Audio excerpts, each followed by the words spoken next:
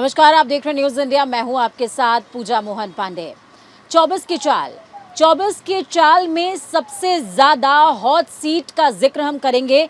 Haridwar Lok Sabha seat, वहां से BJP के प्रत्याशी हैं त्रिवेंद्र सिंह रावत, लेकिन प्रत्याशी से इतर भी इनकी पहचान है। पूर्व मुख्यमंत्री उत्तराखंड के रहे हैं। एक बार फिर से भारतीय जनता पार्टी ने त्रिवेंद्र सिंह रावत पर भरोसा जताया है, सांसदी का टिकट दिया है।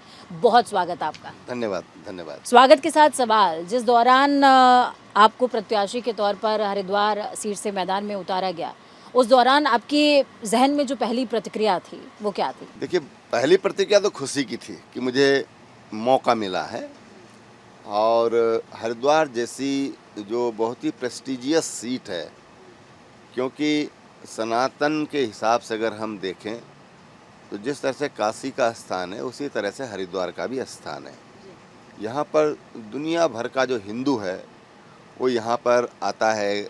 उसकी इच्छा होती है जीवन में एक बार कि मैं हर की पैड़ी पर जाकर के गंगा स्नान कर लूँ, गंगा जल का आचमन कर लूँ और अपने पितरों के तर्पण के लिए, अपने पितरों के मोक्ष के लिए वो यहाँ पर एक बार आना चाहता है। और यहाँ पर हमारे देश में एक बड़ी परंपरा है कि हम जो अस्थि विसर्जन के लिए यहाँ पर आते हैं और उनकी संख्या लाखों में होती है। उसके अलावा यहाँ पर कांवड़ मेला होता है, उसमें 4 करोड़ से अधिक लोग कांवड़ मेले में आते हैं और बाकी तो 12 महीने कुछ ना कुछ चलता रहता है यहाँ पर। और एक तरह से ये धार्मिक दृष्टि से अगर हम देखें तो धार्मिक पर्यटन का एक प्रमुख केंद्र वो हरिद्वार है।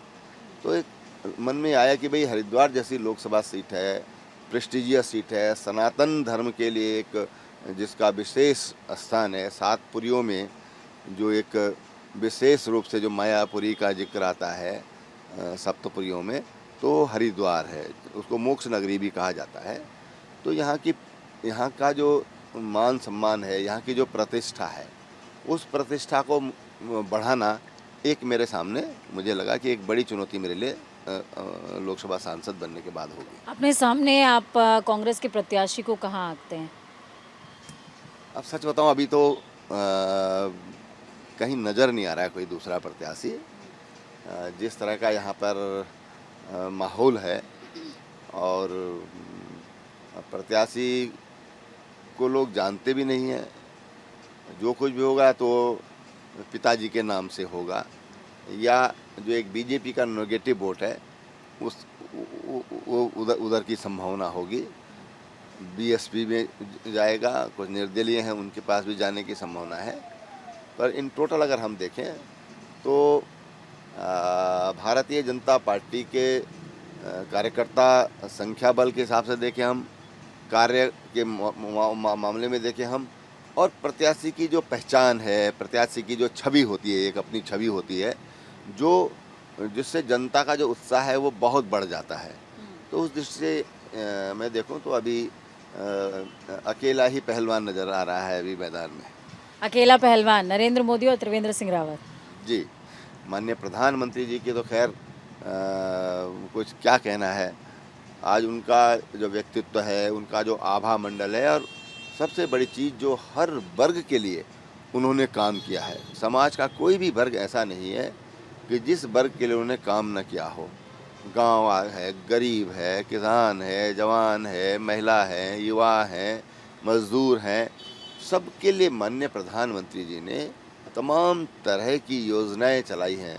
अब देखिए आप, हमारे यहाँ उत्तराखंड में महिलाओं का एक विशेष योगदान रहता है। किसी भी सामाजिक गतिविधि हो, चाहे धार्मिक गतिविधि हो, चाहे राजनीतिक गतिविधि हो, उनका एक अलग तरह का महिलाओं की एक पहचान होती है। तो माननीय प्रधानमंत्री जी ने कहा कि हम 3 करोड़ दीदियों को लखपति दीदी बनाएंगे, उनको प्रशिक्षण दिया जा रहा है। दूसरी बात, हमने जब मैं मुख्यमंत्री था तो मैंने 2 बड़े काम महिलाओं के लिए, जो बड़े काम मैं कह सकता हूँ, एक तो पति की पैतृक संपत्ति में उनको सह खातेदार बनाया। ये देश का पहला राज्य है जहाँ पर इस तरह की व्यवस्था है। पति की संपत्ति में तो है, पर पति की जो पैतृक संपत्ति है उसमें महिलाओं को हमने सह खातेदार बनाया है। दूसरा, हमने महिला समूह को 5 लाख रुपए का ऋण बिना ब्याज का, ये मुझे सौभाग्य मिला था कि वो हम उनके लिए कर पाए थे। तो तमाम तरह की जो अब जैसे वैसे तो बहुत सारी चीज़ें हैं, जैसे महालक्ष्मी योजना है, उसमें जो जच्चा बच्चा है उसको पैदा होते ही उसको सीधा उसके स्वास्थ्य की दृष्टि से किट दी जाती है 35-36 हज़ार रुपये की। तो एक ऐसे तमाम योजनाएं, शिक्षा के क्षेत्र में तमाम योजनाएं, लेकिन मैंने कहा जो मैं जिनको तो बहुत महत्वपूर्ण मानता हूँ, महिलाएं आत्मनिर्भर होंगी, अपने पैरों पर खड़ी होंगी और उनको हर बात के लिए पति के पास या बच्चे के पास नहीं जाना पड़ेगा। त्रिवेंद्र जी, कांग्रेस को बीजेपी हमेशा परिवारवाद के बयान के साथ में घेरती है, लेकिन कांग्रेस इस समय मौजूदा परिस्थिति में बीजेपी को कई मुद्दों पे घेर रही है। फिर चाहे वो पेपर लीक हो, यूसीसी हो, अंकिता भंडारी हो, तमाम अलग-अलग मुद्दे हैं। आपको लगता है कि इन मुद्दों का इम्पैक्ट चुनावों में आने वाला है? अब देखिए, पेपर लीक हुए, लेकिन बहुत सख्त कार्रवाई उस पर हुई। आज तमाम लोग जेलों में हैं, कुछ जमानत पर बाहर आए हैं। उसके लिए एक नकल विरोधी सख्त कानून बना है। लेकिन ज्यों ही ये बात राज्य सरकार के संज्ञान में आई, तो वर्तमान जो मुख्यमंत्री हमारे हैं पुष्कर सिंह धामी, उन्होंने तुरंत उस पर एक्शन लिया, उनके घरों की नीलामी का ऑर्डर किया और एक ऐसा कानून बना दिया कि दोबारा कोई हिम्मत नहीं कर पाएगा। ये घटना हुई, उसके बाद सारी चीज़ें रुक गई हैं। यूसीसी इस समय उत्तराखंड के लिए जिस दौरान निर्णय आया, सिर्फ उत्तराखंड के लिए वो विशेष नहीं था, बल्कि पूरे देश को झकझोर देने वाला था। कई लोगों ने कहा, विपक्ष कह रहा था कि बीजेपी ने उत्तराखंड को प्रयोगशाला बना दिया है और लगातार हो हल्ला इसका मचता रहा। यूसीसी को आप कहाँ देखते हैं? अपनी जीत में बैरियर के तौर पर देखते हैं या एक अपलिफ्टर के तौर पर देखते हैं? देखिए, कई निर्णय सरकार को ऐसे लेने होते हैं कि जिसमें हम लाभ हानि नहीं देखते हैं। हम उसको समाज हित में कितना उपयुक्त है, समाज सुधार में उसका क्या योगदान हो सकता है, उस दृष्टि से सोचते हैं। तो मैं समझता हूँ कि एक बहुत बड़ा सुधारात्मक कदम है ये, जहाँ जो हमारी महिलाएं हैं, विशेषकर मुस्लिम महिलाएं हैं, उनको 3 तलाक जैसे दंश को झेलना पड़ता था। पति की मर्जी आई, तलाक तलाक कहा और उसको घर से बाहर निकाल दिया। दूसरी बात कि हलाला जैसे जो बहुत ही कहने चाहिए जलील करने वाला और जलालत भरा जो एक नारी के जीवन में उसकी इच्छा के बगैर इस ढंग से करना, उनसे मुक्ति मिली है। तीसरी चीज़ कि मुस्लिम समाज में, एक बहुत बड़े समाज में कहते हैं कि जो लड़की है जब रजत 16 होने लगती है तो शादी के योग्य हो जाती है। अब कई बार 9 साल, 10 साल, 12 साल की लड़कियां में ये स्थिति पैदा हो जाती है। 12-13 साल में तो लगभग बताते सभी में हो जाती है। अब आप उसको उसकी पढ़ाई छोड़ करके उसको आपने उसकी शादी कर दी। और आज जो माननीय मुख्यमंत्री जी ने यूसीसी में क्या कि भाई शादी की मिनिमम एज एक निर्धारित की है जो सबके लिए है। तो मैं समझता हूँ कि एक बहुत बड़ा सुधारात्मक कदम है और मैं इसको एक सकारात्मक निर्णय के रूप में देखता हूँ, क्योंकि मैं एक सामाजिक कार्यकर्ता हूँ। समाज के लिए हमको कई बार कुछ कड़े निर्णय लेने पड़ते हैं, तो कड़े निर्णय लेते हैं तो उनको मैं समझता हूँ कि एक समय ऐसा आता है कि समाज को स्वीकार करता है। हरिद्वार लोकसभा सीट के आप प्रत्याशी भी हैं और हम उसी की बात भी कर रहे हैं। और अगर इस लोकसभा सीट की बात की जाए तो सबसे ज़्यादा जो बड़ा मुद्दा है वो इनक्रोचमेंट का है। इनक्रोचमेंट के लिए बीते 10 सालों में, अब जाकर के 2-3 सालों में जो होना चाहिए थोड़ा बहुत नज़र भी आ रहा है। उसके लिए आगामी आपकी क्या तैयारी है और किस तरीके से उसको हैंडल करेंगे? अभी तो देखिए इशू मेरे सामने नहीं आया है, लेकिन जब इशू आएगा तो उसके बारे में विचार करेंगे। लेकिन ये इशू स्टेट के लिए है। मैं लोकसभा का प्रत्याशी हूँ। ये तमाम सब्जेक्ट कुछ स्टेट के सब्जेक्ट हैं, कुछ सेंटर के सब्जेक्ट हैं। तो मेरा फोकस जो है केंद्रीय मुद्दों पर ज़्यादा रहेगा। धारा 370 को लेकर के ही टारगेट बीजेपी ने फिक्स किया। 370 उसमें उत्तराखंड से आपको क्या लगता है कि कितने का योगदान रहेगा? देखिए, उत्तराखंड में 5 लोकसभा सीटें हैं और ये हैट्रिक होगी उत्तराखंड से भारतीय जनता पार्टी की कि हम लगातार तीसरी बार 5 लोकसभा सीट जीतने वाले हैं। आज हमारी जो फाइट है वो मार्जिन की है कि हम प्रचंड बहुमत के साथ हम 5 लोकसभा सीटें जीते और पार्टी ने ये तय किया है कि हम 5 लाख पार के हिसाब से हर लोकसभा को जीतने के लिए लड़ाई लड़ रहे हैं। तो हमारे कार्यकर्ता उस काम में लगे हुए हैं, यानी कि 25 लाख अधिक वोट हम चाहते हैं कि उत्तराखंड में भारतीय जनता पार्टी लाए और जो 5 लाख का टारगेट पर लोकसभा दिया गया है उसको हम पूरा करें, उसको हम अचीव करें। कांग्रेस के आपके कई साथी और इसके अलावा गाहे बगाहे कुछ जनता भी ये लगातार कहती नज़र आती है कि बीजेपी ने अगर बहुत अच्छा काम किया था अपने लोकसभा क्षेत्र में तो उनको प्रत्याशी क्यों चेंज करना पड़ गया? नहीं, देखिए ये कोई ये पार्टी का आंतरिक प्रश्न होते हैं। ऐसे तो पूरे देश में 25-30% टिकट बदले गए हैं, तो इसका मतलब ये नहीं होता कि वो प्रत्याशी अयोग्य था, ऐसा नहीं होता। नए लोगों को भी मौका मिलना चाहिए। भारतीय जनता पार्टी में कोई वंशवाद नहीं है। भारतीय जनता पार्टी में ऐसा नहीं है कि अभी वो एक पार्टी ने यूपी में कैंडिडेट खड़ा किया, उसको नॉमिनेशन से पहले उसकी डेथ हो गई। तो भारतीय जनता पार्टी में भारतीय जनता पार्टी जो पार्टी के अंदर जो यौवन चाहिए, वो यौवन बना रहना चाहिए। उसमें नए लोगों को मौका मिलना चाहिए, उससे ताजगी बनी रहती है और पार्टी कार्यकर्ताओं को अवसर मिलता है। तो पार्टी अवसर देती है नए कार्यकर्ताओं को। आपके ऑपोजिट में वीरेंद्र रावत खड़े हैं और उनके पिता जान झोंक रहे हैं प्रचार में। अब ठीक है, अब पिता पुत्र के लिए करेंगे ही और उनका जो प्रयास है वो करेंगे प्रयास, लेकिन ये तो जनता को फैसला करना है आखिर कि उनको क्या करना है। वो कह रहे हैं 2 बैलों की जोड़ी। अब तो ट्रैक्टर का ज़माना है। ट्रैक्टर का ज़माना है और ट्रैक्टर कितना आगे निकलेगा? ट्रैक्टर आगे निकल चुका है, ट्रैक्टर बहुत आगे निकल चुका है। अब तो फसल काटने की तैयारी है। मोदी जी का जो विजन है 400 पार और 370 का टारगेट, उसमें आप उसको कितना और लार्जर देन इमेज देखते हैं?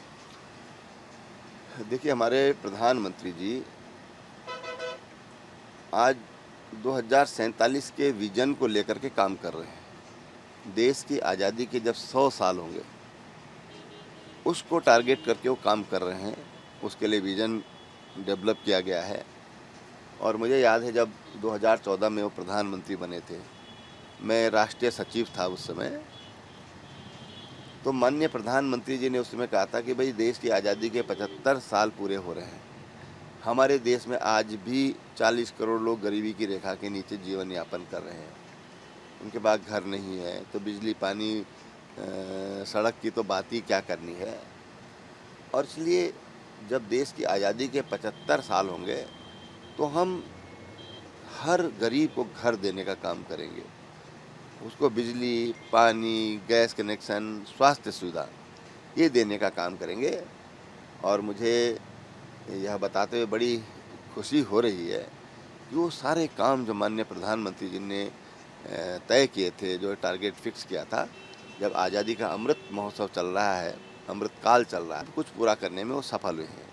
देश की जीडीपी में भी बेहतर आज उछाल है। मैं ये कहूँ कि दुनिया की यार जो पहले नंबर की जो जीडीपी है वो भारत की है, बाकी सब देश पिछड़ गए। 2014 में भारत 11वीं अर्थव्यवस्था था दुनिया का, आज 5वीं अर्थव्यवस्था है। और जिस तरह से अर्थव्यवस्था अपना आकार बड़ा कर रही है, जिस तरह से हमारी ग्रोथ बढ़ रही है, तो ये अनुमान लगाया जा रहा था कि 2031 तक 30-31 तक भारत $5 ट्रिलियन की अर्थव्यवस्था बन जाएगा। लेकिन अब अर्थशास्त्री कहने लगे कि 2030-31 की इंतजारी नहीं करनी पड़ेगी, 27-28 तक की भारत $5 ट्रिलियन की अर्थव्यवस्था बन जाएगा। आज तमाम अर्थशास्त्रियों को जब हम पढ़ते हैं, उनके कमेंट्स पढ़ते हैं, तो वो अपने विचार व्यक्त करते हैं। आप 27-28 का जिक्र कर रहे हैं, लेकिन विपक्ष लगातार हो हल्ला मचा रहा है कि बीजेपी, विशेषकर प्रधानमंत्री नरेंद्र मोदी तमाम वर्ग को 80 करोड़ अनाज हो या घर हो दे करके हाशिए पर रखना चाहते हैं और फ़ायदा जो है वो विशेष वर्ग को पहुंचा रहे हैं। इलेक्टोरल बॉन्ड को भी लेकर के लगातार हो हल्ला हुआ। क्या आपको लगता है कि ये दो ऐसे मुद्दे कहीं ना कहीं हैम्पर करेंगे क्या? नहीं, ऐसा कोई इश्यू नहीं है। सबको पता है कि हम जब राजनीति करते हैं तो राजनीतिक दलों को धन की आवश्यकता होती है और चंदे से पैसा लिया जा रहा है या इलेक्टोरल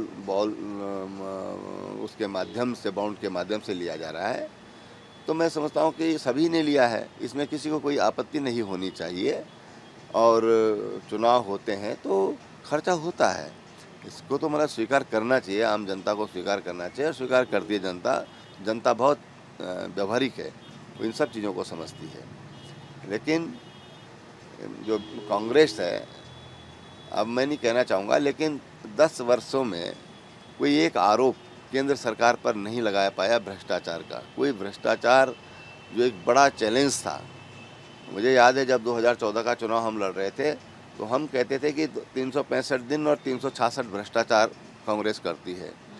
भ्रष्टाचार जल थल अंबर सब जगह भ्रष्टाचार भ्रष्टाचार और भ्रष्टाचार की चर्चा होती थी। माननीय प्रधानमंत्री जी ने उस भ्रष्टाचार से देश को मुक्ति दिलाई है और विरोधी अगर कुछ बोलते हैं तो उनको कुछ बोलना है इसलिए बोलते हैं। कुछ तो लोग कहेंगे लोगों का काम है कहना। जी बिल्कुल, उनको क्योंकि विपक्ष की राजनीति करनी है तो कुछ तो कहेंगे। अच्छा, ऊपर की कुछ सीटों को लेकर के कहा जा रहा है कि अंकिता भंडारी का जो मुद्दा है वो हैम्पर कर सकता है। आपको ऐसा लगता है क्या? हालांकि आपकी जो सीट है वो हरिद्वार है, लेकिन फिर भी पहाड़ की हम बात कर लें। ऐसा नहीं है, देखिए अंकिता का मर्डर हुआ और तत्काल उन लोगों को गिरफ्तार किया गया, जांच बिठाई गई और उन पर एक्शन हुआ। मैं ये कह सकता हूँ क्योंकि ऑफिसर ने मेरे साथ काम किया, जिस ऑफिसर को उसकी इंक्वायरी दी गई वो एक महिला ऑफिसर है, आईपीएस ऑफिसर है और उसकी ऑनेस्टी को लेकर, उसकी जिम्मेदारी को लेकर के कोई उंगली नहीं उठा सकता। उससे उसकी जांच करवाई, फिर मामला जब न्यायालय में है, न्यायालय के विचाराधीन है, तो मैं समझता हूँ सब लोग जानते हैं कि जब न्यायालय के विचाराधीन कोई मामला होता है तो स्टेट उसमें हस्तक्षेप नहीं कर सकती है, क्योंकि न्यायालय एक जैसे सत्ता है, सरकार है, एक स्तंभ न्यायपालिका है, उस स्तंभ में इंटरफेरेंस करने का काम ये सरकार का नहीं है, सरकार उसमें इंटरफेरेंस नहीं कर सकती है। इसलिए वो ये आरोप लगाते हैं, लेकिन जनता सब हकीकत जानती है। जनता सारी हकीकत जानती है और जनता का जिक्र हो रहा है त्रिवेंद्र जी, तो जब आप आजकल रैलियों में जाते हैं और जनता का स्नेह, जनता का प्रेम आपको मिलता है तो कैसा लगता है? उनकी आंखों में आपको क्या नज़र आता है? देखिए बहुत प्रेम है, मैं ये कहूँ कि अतिरेक है प्रेम का। जो जोश, जो उत्साह मैं देख रहा हूँ वो बिल्कुल अभूतपूर्व है। मेरा भी इतना लंबा राजनीतिक जीवन हो गया है, मैं इस तरह का जोश में देखता हूँ कि महिलाएं, बड़ी सयानी महिलाएं, वो गाड़ी के बोनट पे चढ़ कर के और माला पहनाना चाहती हैं, बड़ी सयानी सयानी। पुरुष तो करती ही हैं लेकिन मैंने इस तरह से पहली बार देखा कि महिलाएं भी सीधा और मुस्लिम महिलाएं, यहाँ तक इवन मुस्लिम महिलाएं भी बड़ी संख्या में आकर के और अपना जो प्रेम है, जो अपनत्व है, वो प्रकट करती हैं। तो एक अलग तरह का माहौल है। माहौल अलग तरह का है, भागदौड़ आपकी बहुत ज़्यादा होगी। खाने में क्या खाते हैं आजकल? खाना तो बहुत सादा खाना खाता हूँ, रोटी सब्जी ले लेता हूँ। अभी पिछले 2 दिन से बुखार भी है, वायरल हो गया है, तो बहुत लाइट खाना कुछ भी वो ले लेता हूँ। एकदम सुबह नाश्ता कर लेते हैं, वायरल है तो दही भी छूट गई है, और सब्जी और रोटी ज़्यादातर, और चाय में पीता नहीं हूँ तो 1-2 कप दिन भर में 2 कप कॉफ़ी पी लेता हूँ।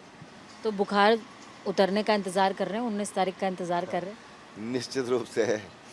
जनता का जो जोश का जो गर्मी है, वो उसमें मेरा बुखार मुझे रोक नहीं पा रहा है। और मैं लगातार सुबह से शाम तक प्रवास कर रहा हूँ।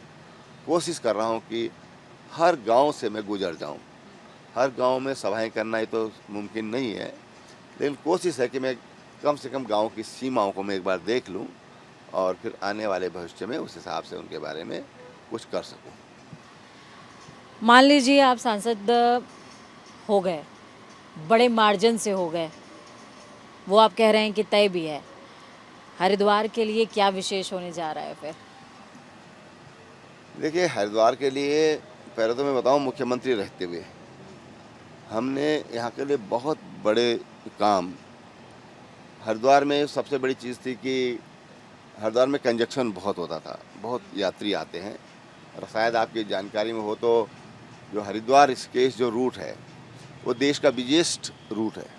सबसे व्यस्त रूट में हरिद्वार ऋषिकेश मुनि की रेती तपोवन, ये सबसे व्यस्त मार्ग था ये, और उसके लिए तमाम जाम लगता था। तो हमने तमाम एलिवेटर सड़कें और फ्लाईओवर ब्रिज ये सब मुख्यमंत्री रहते हुए कंप्लीट देहरादून तक, ऋषिकेश से आगे तक ये बना है। एक ब्रिज, एक अभी फ्लाईओवर बीच में बनना शेष है। तो इससे हरिद्वार सिटी को कंजक्शन से बचाया जाए, उसके लिए एक हरिद्वार बाईपास जो लगभग 2000 करोड़ का है, 3 किलोमीटर लंबा गंगा जी पर पुल है। तो अगर किसी को यूपी की तरफ जाना है, रुड़की की तरफ से, उसको मुरादाबाद या गढ़वाल की तरफ जाना है तो सीधा बाईपास हो जाएगा, उसको हरिद्वार सिटी में जाने की ज़रूरत नहीं पड़ेगी। वहाँ पर मेडिकल कॉलेज हमने बनाया, वहाँ पर 3 डिग्री कॉलेज हमने बनाए, मेरे ख्याल से 10 पुल बनाए होंगे, तमाम तरह के डेवलपमेंट के काम किए। अब आज हमारे सामने विषय ये है कि जो गंगा की, एक तो जो प्रधानमंत्री जो गंगा की निर्मलता के लिए काम कर रहे हैं उसको हम आगे बढ़ाएं, क्योंकि निर्मलता तभी बनी रह सकती है जब हम उस पर सतत उस पर प्रयास करते रहें। अगर एक बार सब कुछ हो भी गया और अगर तमाम जो गंदगी उसमें फिर जाने लगी तो फिर उसका स्वरूप बिगड़ जाएगा। तो गंगा की निर्मलता है। दूसरी जो हरिद्वार ज़िला जो है और हरिद्वार ग्रामीण और हरिद्वार सिटी को, या जो सिटी एरिया है ज़िले के, उनकी अगर हम तुलना करें तो लगभग 1-3 का अंतर है पर कैपिटा इनकम में। अब अगर शहर का 3 रुपये कमा रहा है, गांव का आदमी 1 रुपया 100 रुपये कमा रहा है, तो इस गैप को कम करने के लिए हम प्रयास करेंगे। मेरा आशा है गाँव की आय, हमारे किसानों की आय ये कैसे बढ़े, वो मेरे सामने एक सबसे बड़ा सवाल है कि उस पर मुझे काम करना है ताकि गांव वालों की आर्थिकी ठीक हो। क्योंकि गांव और शहर एक दूसरे पर निर्भर करते हैं। शहर अगर मैन्युफैक्चरिंग कर रहा है तो उपभोक्ता तो गाँव में है, 65% पॉपुलेशन गाँव में आज भी है। तो उपभोक्ताओं का और मैन्युफैक्चरर का ये अलग अलग है। उपभोक्ता मैक्सिमम जो है ग्रामीण क्षेत्र में है।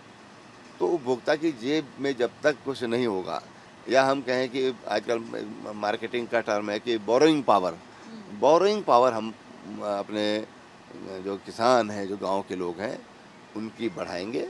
तो उससे गांव और शहर की जो आपसी जो निर्भरता है वो भी ठीक होगी, और गांव की भी जो आय है पर कैपिटा इनकम है वो भी बढ़ेगी। सर, मेरा बिल्कुल आखिरी आपसे सवाल रहेगा। सवाल इस बात के जिक्र को लेकर, प्रधानमंत्री ने तो हर सांसद के लिए 5 लाख का अंतर तय कर दिया है, जैसा कि आप बता रहे हैं, लेकिन त्रिवेंद्र सिंह रावत ने अपने लिए क्या तय किया है? देखिए, मैंने बताया ना कि हमने 5 लाख प्लस का टारगेट लिया है, उस पर हम लोग काम कर रहे हैं। हम जीतने के लिए बिल्कुल काम नहीं कर रहे हैं। हम 5 लाख प्लस कैसे ला सकते हैं, उसके लिए हम ग्राउंड पर जो काम करना चाहिए उस काम में हम लोग लगे हुए हैं। तो ये हैं पूर्व मुख्यमंत्री, मौजूदा हरिद्वार से सांसद प्रत्याशी बीजेपी की तरफ से त्रिवेंद्र सिंह रावत। इनको आप सुन रहे थे। बेबाकी से इन्होंने अपनी राय साझा करी है और कहा है कि बैलों की जोड़ी चलती रहेगी, ज़माना तो ट्रैक्टर का है और हमारी कोशिश जीत से ज़्यादा मार्जिन बढ़ाने की है। बहुत शुक्रिया सर। धन्यवाद।